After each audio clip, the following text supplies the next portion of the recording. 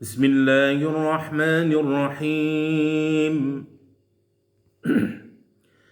وما ظن الذين يفترون على الله الكذب يوم القيامة إن الله لذو فضل على الناس ولكن أكثرهم لا يشكرون وما تكون في شأن وما تتلو منه من قرآن ولا تعملون من عمل إلا كنا عليكم شهودا إذ تفيضون فيه وما يعزب عن ربك من مثقال ذرة في الأرض ولا في السماء ولا أصغر من ذلك ولا أكبر إلا في كتاب مبين ألا إن أولياء الله لا خوف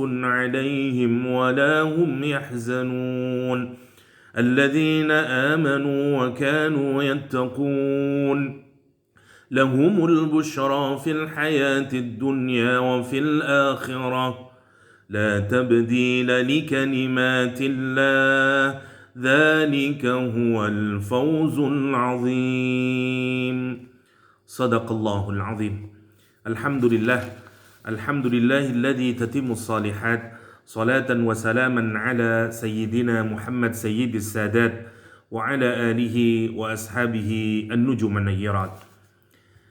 Rekan-rekan semuanya, ikhwah fillah rahimakumullah. Berjumpa lagi di ngaji Sa'banan yang kedua. Kali ini kita insyaallah akan mengkaji surah Yunus ayat 60-64. Tapi sebelumnya kita mereview ulang bahasan kemarin dengan sedikit tambahan yang kemarin belum diulas, bahwa Al-Quranul Karim di surah Yunus ayat ke-57 kemarin menegaskan kepada kita bahwa ada 4 fungsi dari Al-Quranul Karim.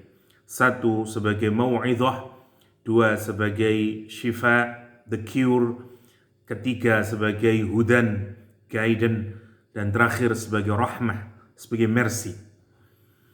4 ini harus secara utuh dilaksanakan dan dimanifestasikan pada diri kita agar kita ini benar-benar hidup di dalam naungan Al-Quranul Karim. Ada beberapa poin yang ingin saya tegaskan kembali. Yang pertama, kata mau'izah. Mau'izah berasal dari kata wa'dhun atau izzatun yang kemudian dibentuk dalam bentuk masdar mim yang mengambil fungsi mubalaghah. Jadi makna mau'izah tidak hanya sekedar nasihat atau advice, tapi dia merupakan nasihat yang sangat kuat, nasihat yang powerful. Karena itu sering diterjemahkan dengan powerful, heart penetrating advice. Satu nasihat, satu advice yang sangat kuat, yang begitu kuatnya sehingga mampu melembutkan hati yang keras. Karena itu mau'izah ditujukan untuk melembutkan hati yang keras. Pertanyaannya adalah, jika ada orang yang dinasihati dengan Al-Quranul Karim, tapi kemudian hatinya tetap saja keras dan tidak lembut, apa sesungguhnya yang terjadi? Adakah Al-Quran kehilangan kemampuannya untuk melembutkan hati-hati yang keras? Al-Quran menyatakan, afala yatadabbaruna al-Quran am ala qulubin aqfaluha. Tidakkah mereka itu mentadabburi Al-Quran? Atau justru memang di hati mereka itu ada penutupnya, yang sehingga dia tidak mampu masuk ke dalam menikmati Al-Quranul Karim, memahami Al-Quranul Karim, sehingga Al-Quran itu tidak bisa masuk ke dalam hatinya. Maka yang pertama yang harus disadari adalah, kapan Al-Quran menjadi mau'izah? Kalau kita membiarkan hati kita terbuka untuk menerimanya. Syarat untuk hadirnya mau'izah adalah bahwa kita harus membuka diri. Jadilah seperti gelas kosong. Biarkan saraf-saraf otak Anda diisi dengan Al-Quranul Karim. Buka hati Anda untuk menerima nasihat Al-Quranul Karim. Hanya dengan cara itu kemudian hati yang keras akan bisa dilembutkan. Misalnya Rasulullah SAW menyatakan, kafa bil mauti wa'idhah. Cukuplah kematian itu sebagai nasihat yang akan melembutkan hatimu. Ada banyak orang yang keras hatinya. Ada orang yang tidak mau ingat Allah SWT. Tapi ketika ibunya meninggal dunia, ayahnya meninggal dunia, anaknya meninggal dunia misalnya, hati yang keras itu tiba-tiba menjadi lembut. Begitulah makna mau'idhah. Sebagaimana kematian yang mampu melembutkan hati yang keras. Ayat-ayat Allah Subhanahu wa ta'ala, fungsi pertamanya adalah dia sebagai mau'idhah. Dia akan menjadi nasihat bagi hati-hati kita yang keras, sehingga hati kita kemudian menjadi lembut. Malik bin Dinar, sebagaimana yang kita ketahui bersama, adalah seorang polisi pemabuk yang bahkan tidak ada satu perempuan pun yang mau menikah dengannya. Tapi sebagaimana yang kita ketahui bersama, di ujung akhir kehidupannya, beliau bertaubat kepada Allah Subhanahu wa ta'ala. Setelah kemudian dia memiliki anak di usia yang masih ranum 2 tahun, anaknya meninggal dunia. Kemudian di malam itu Malik bin Dinar bermimpi bertemu dengan seekor ular yang sangat besar, dan ular itu akan menerkam dirinya. Dia lari ketakutan karena hendak menyelamatkan diri dari sergapan ular raksasa itu. Malik bin Dinar kemudian bertemu dengan seorang kakek yang sudah sepuh dan tua. Malik bin Dinar meronta untuk meminta bantuan kepada si kakek, tapi si kakek menyatakan, mohon maaf, aku tidak kuat.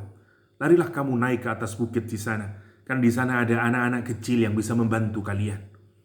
Malik bin Dinar meneruskan naik ke atas bukit karena ketakutan akan dipatuk ular raksasa itu. Dan ternyata di atas bukit itu putrinya Fatimah yang meninggal saat usia 2 tahun memanggilnya dan menyelamatkan Malik bin Dinar dan mengusir dengan mudahnya ular raksasa itu.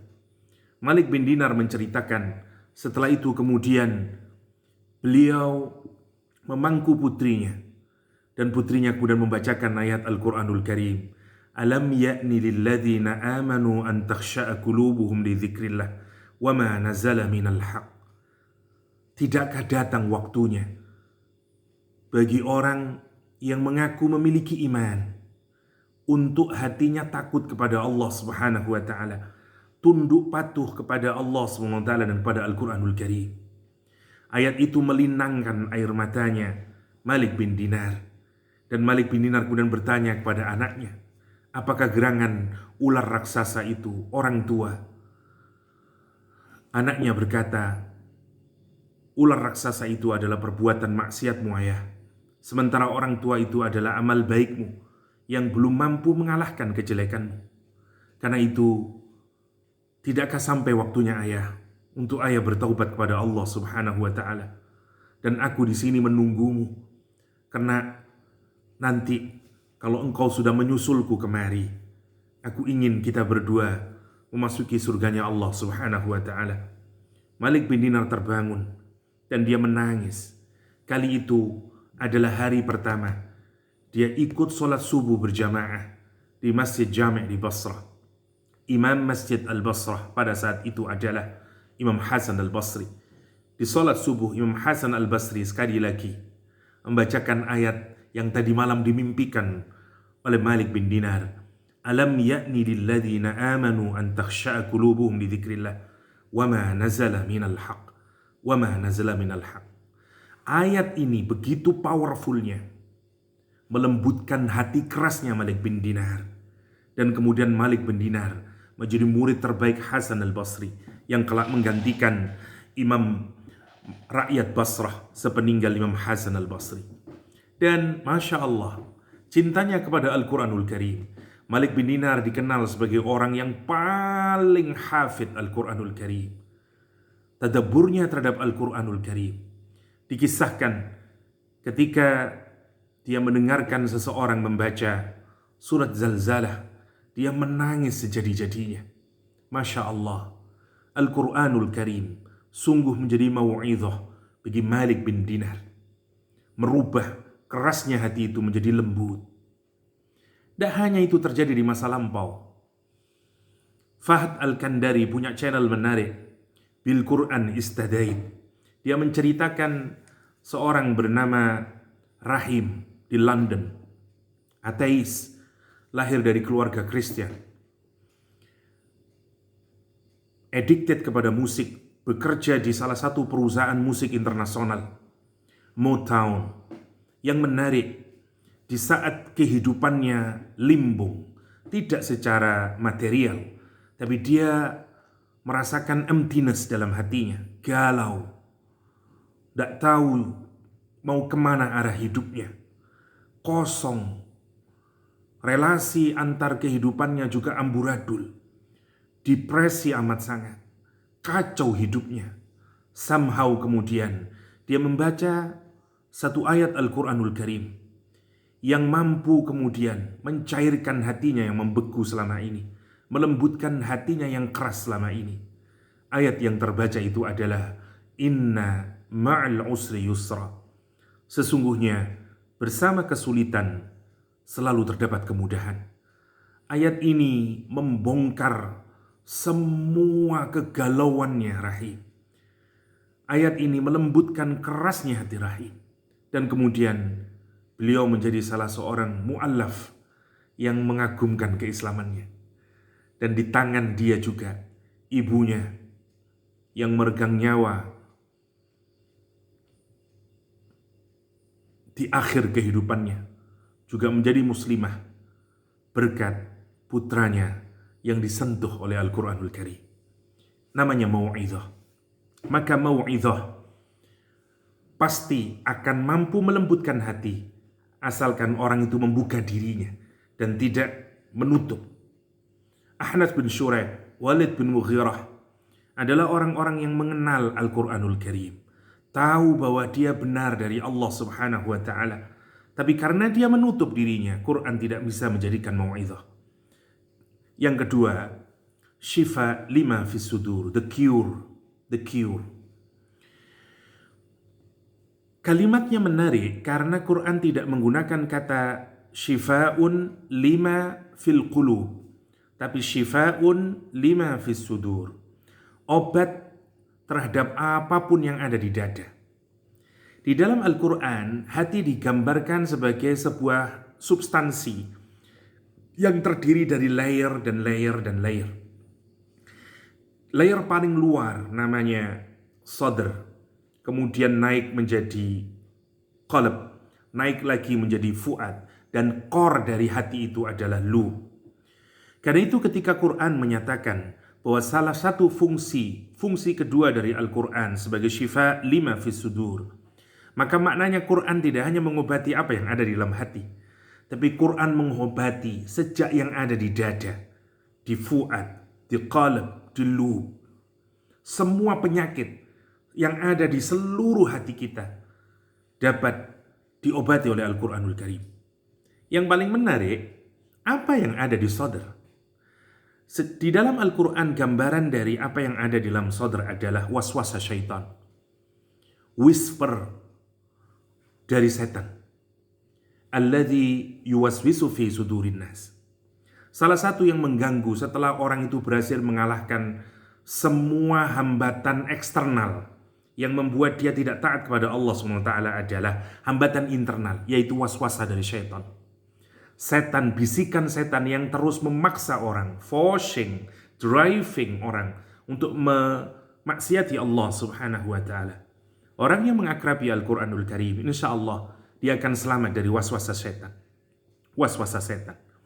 Karena itu, orang yang setelah menggunakan Al-Quran sebagai mau'izah dan sebagai syifa, maka insya Allah dia sudah menjadi pribadi yang baik.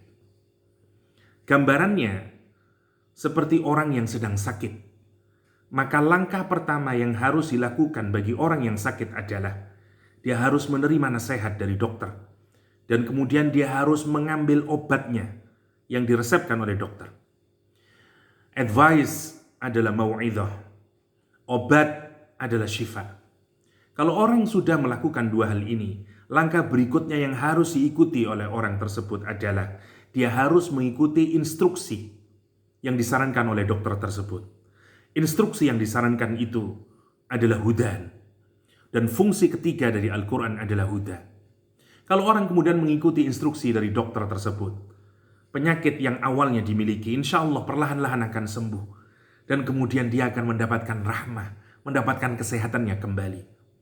Orang yang buruk akhlaknya, buruk hatinya, kalau dia mengakrabi Al-Quranul Karim, maka dia akan sembuh. Bersih zahirnya, bersih batinnya. Dan setelah itu, apa yang harus dilakukan? Dia harus mengikuti instruksi Allah Subhanahu wa Ta'ala berupa hudannya Allah. Dan kalau dia sudah menjadikan Al-Quran sebagai hudan, maka dia akan mendapatkan rahmah. Dia akan merasakan blessing and mercy, karunianya Allah SWT, rahmatnya Allah SWT, mulai dia rasakan dalam kehidupannya. Dan puncaknya, dia akan berbahagia. Sebagaimana orang yang sakit, dia sekarang sehat kembali. Maka orang yang menjadikan Al-Quran mau'izah, syifa, hudan, dan rahmah, maka dia akan mendapatkan farah, mendapatkan kebahagiaan, mendapatkan kenikmatan. Hidupnya akan sangat bahagia, penuh cinta dalam hidupnya. Yang menarik untuk kita pikirkan, kalimatnya tidak berhenti di sini. Al-Quran menyatakan bahwa setelah orang mendapatkan Al-Quranul Karim, mestinya dia berbahagia. Karena kalau orang itu sehat misalnya setelah sakit, tentu dia akan berbahagia. Dan dia tampakkan kegembiraannya itu. Orang yang mengalami reformasi misalnya dari sakit kemudian sembuh, maka tentu akan nampak kegembiraannya. Dan itu tanda farah. Tanda farah. Al-Quran mengisyaratkan kepada kita, mestinya kalau kita ini mau berbahagia, mau farah, adalah karena kita ini mendapatkan Al-Quranul Karim. Al-Quranul Karim. Jadi orang yang berbahagia, yang penuh dengan cinta, karakternya adalah cinta itu selalu ingin mengakumulasi, ingin menambahkan sesuatu, nambahin lagi. Orang yang cinta sama mobil misalnya, maka dia akan terus mengakumulasi, kepingin model yang baru lagi, new model lagi, dan seterusnya. Orang yang tergila-gila misalnya dengan perempuan, maka dia akan terus ingin mencari yang more beautiful, dan seterusnya. Orang yang tertarik misalnya dengan pangkat dan jabatan, dia tidak akan pernah berhenti, karena dia ingin mendapatkan yang lebih lagi. Dan setiap dia mendapatkan yang lebih dari yang dimiliki, maka dia tunjukkan kebahagiaannya. Kelihatan source of delight-nya itu. Dia delight, dia sangat senang, dia overjoy. Dan yang menarik, Al-Quran menyatakan, justru kita ini disuruh gembira. Kenapa? Karena kita mendapatkan Al-Quranul Karim. Qul bifadlillahi wa birahmatihi fabidzalika falyafrahu. Kan itu mestinya orang Islam itu. Kita ini berbahagia kalau detik ini Allah memberikan kita kesempatan untuk menikmati jamuannya, menikmati Al-Quranul Karim, menikmati maktubatullah. Kalau ada satu kata dari Al-Quran yang mampu kita fahami, mestinya kita ini seperti orang yang berbahagia. Kalau Anda suka dengan gadget, dan Anda diberikan gadget yang baru, Anda akan tampak gembira. Begitulah mestinya wataknya orang Islam. Kalau kita ini mendapatkan Al-Quranul Karim, faham kita akan mufradat, faham kita akan satu ayat dari Al-Quranul Karim, bahagia dan tanpa falyafrahu. Kalau lesan kotor ini diizinkan Allah untuk mengucapkan kalamnya, kalau otak kita ini diizinkan Allah untuk merekam kalamnya, kalau hati kita yang busuk ini, Masya Allah, diberi kesempatan oleh Allah untuk memahami dan mentadabburi ayat-ayatnya, kegembiraan dan kemuliaan yang mana lagi yang tidak semestinya kita syukuri. Masya Allah, fabidzalika falyafrahu huwa khairun mimma yajma'un. Karena cinta itu mesti akan berlanjut kepada akumulasi. Kan itu Al-Quran misalnya menyatakan, orang yang cinta sama harta misalnya, Karakternya kemudian alladzi jama'a malan wa addadah. Alladzi jama'a malan wa addadah. Dia ngumpulkan terus. Collecting, accumulating, counting. Begitu juga dengan Al-Quranul Karim. Kalau Anda mengaku cinta sama Al-Quranul Karim, kalau Anda melakukan pentahapan ini, jadikan Al-Quran sebagai mau'izah, menjadi syifa, menjadi hudan, menjadi rahmah, maka Anda juga akan menunjukkan karakter pengumpul. Hari-hari Anda akan merasa begitu tertarik dan begitu gembira Anda, karena setiap hari kini Anda collecting, accumulating Al-Quranul Karim. Mulut Anda tiap hari terbasahi dengan ayat-ayat Allah SWT. Otak Anda tercerahkan dengan pemahaman Al-Quranul Karim. Hati Anda tersinari oleh cahaya Al-Quranul Karim. Hidup Anda berubah karena sekarang Anda berada dalam naungan Al-Quranul Karim. Menjadikan Al-Quran sebagai hudan, sebagai guidance dalam kehidupan. Semoga Allah menjadikan kita ini sebagai ahlul Quran. Dan sebuah Quran itu menjadi syafaat kelak saat kita kembali kepada Allah Subhanahu wa ta'ala. Karena itu kata para ulama, simpulnya sebenarnya sebagaimana dilukiskan oleh Imam Alusi, bahwa sebenarnya perubahan moral dalam Islam pada individu itu sesungguhnya sesederhana merubah titik kha menjadi jim, dari proses takhalli menjadi tajalli. Karena perubahan itu sesungguhnya terdiri dari 3 tahapan: takhalli, tahalli, dan tajalli. Di takhalli orang melakukan pengosongan. Kenapa? Karena kalau kita ini mau menunjukkan kebaikan, maka kita harus membuang semua yang buruk-buruk dulu. Yang buruk di zahir kita, di ucapan kita, di perbuatan kita, di amal kita, yang buruk-buruk di batin kita, yang disebut dengan takhalli. Dan ini periodenya adalah periode mau'izah dan syifa. Setelah kita melakukan takhalli, kita masuk ke tahapan yang disebut dengan tahalli. Kita menghiasi sekarang. Setelah dikosongkan, kita hiasi sekarang dengan yang baik-baik. Dan itu namanya hudan. Maka setelah orang melakukan tahapan tahalli, dia akan masuk ke yang ketiga, namanya tajalli, manifestasi. Ketika orang kemudian merasakan rahmat dalam hidupnya, dia mendapatkan kenikmatan, kebahagiaan, nikmatnya, rahmatnya Allah Subhanahu wa ta'ala yang dia rasakan zahiran wa batinan, bertajalli sekarang dalam kehidupannya. Dan karena itu dia orangnya menjadi orang yang paling berbahagia. Takhalli, tahalli, tajalli. Semoga kita ini menjadi orang-orang yang mampu menjadikan Al-Quran sebagai alat untuk menjadikan kita manusia Rabbani, manusia Qur'ani, yang mentransform kita dari pribadi yang jauh dari karakter Al-Quranul Karim dan pelan-pelan menjadi manusia-manusia Qur'an seperti junjungan kita Rasulullah SAW. Huwal Qur'an yamshi. Karena Rasulullah SAW adalah Al-Quran yang berjalan.